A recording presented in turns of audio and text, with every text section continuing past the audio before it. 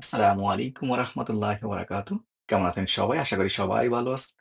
আজকে আমি আপনাদেরকে দেখাচ্ছি কিভাবে অল্প সময়ে খুব সহজে মুরগির মাংস রান্না করবেন। এই যে দেখুন, ফ্রেশ মুরগি। এই হচ্ছে আমার ingredients: coriander, bay leaf, chilli powder, cumin,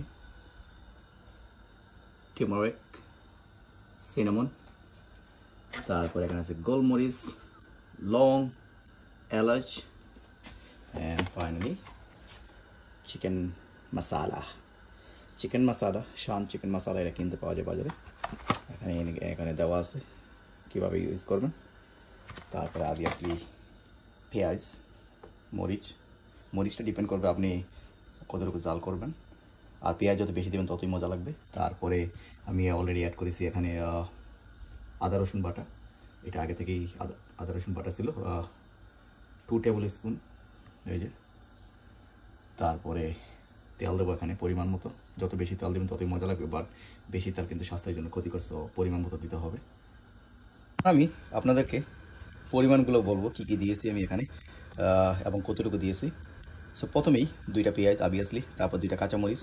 কাঁচামরিচটা ডিপেন্ড করবে আপনি কতটুকু জাল করবেন, যেহেতু আমার বাচ্চারা খাবে এই জন্য আমি মাত্র 2টা কাঁচামরিচ দিয়েছি। তারপরে আধা চামচ হলুদ, তারপরে হচ্ছে কোয়ার্টার চামচ মরিচের গুঁড়া, তারপরে দিছি পরিমাণ মতো তৈলটা পরিমাণ মতো দিতে হবে।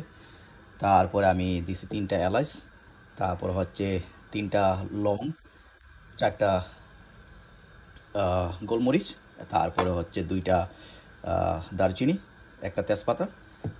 তারপরে আছে আমার 2 টেবিল স্পুন আদা রসুন বাটা। তারপরে এগুলো আমি এখন মিক্স করব একসাথে। এই যে এগুলো মিক্স করব। আর যে 3টা জিনিস আমি পরে দেবো সেটা হচ্ছে কোরিয়ান্ডার, কিউমিন, তারপরে হচ্ছে চিকেন মশলা, ফাইনালি চিকেন মশলা। আর লবণটা আমি অ্যাড করব একটু পরে, আগে এগুলো মিক্স করে নিই। এই যে এগুলো মিক্স করব, তারপরে আমি লবণ দেবো। সো আমি সব কিছু মিক্স করে ফেললাম। এই যে দেখুন, মিক্স করার পরে এই কালার। তারপর আমি 1 চামচ এটা দিয়ে 1 চামচ লবণ দিয়ে দিলাম। আমরা এই পিঙ্ক সল ইউজ করি। এই পিঙ্ক সল স্বাস্থ্যের জন্য খুবই ভালো। এটা কস্টকোতে পাওয়া যায়, Kirkland brand, fine grain, very nice. বা এই লবণটা কিন্তু একটু কড়া বেশি, কম ইউজ করলেই চলে। তো এখন আমি ডেকে দেবো।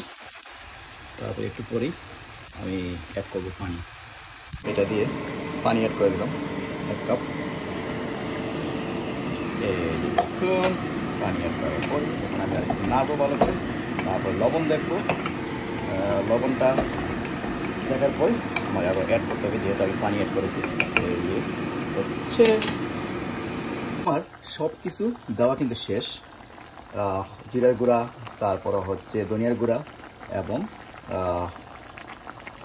মুরগির মশলা, যেটা আমি একটু আগে দেখেছি আপনাদেরকে, সব কিছু দেওয়া শেষ। এখন আমি ডেকে দেবো এবং এভাবে 10 মিনিট, 10 থেকে 15 মিনিট আমি জাল দেবো। একেবারে মিডিয়ামে দেবো এখন। এই যে মিডিয়াম।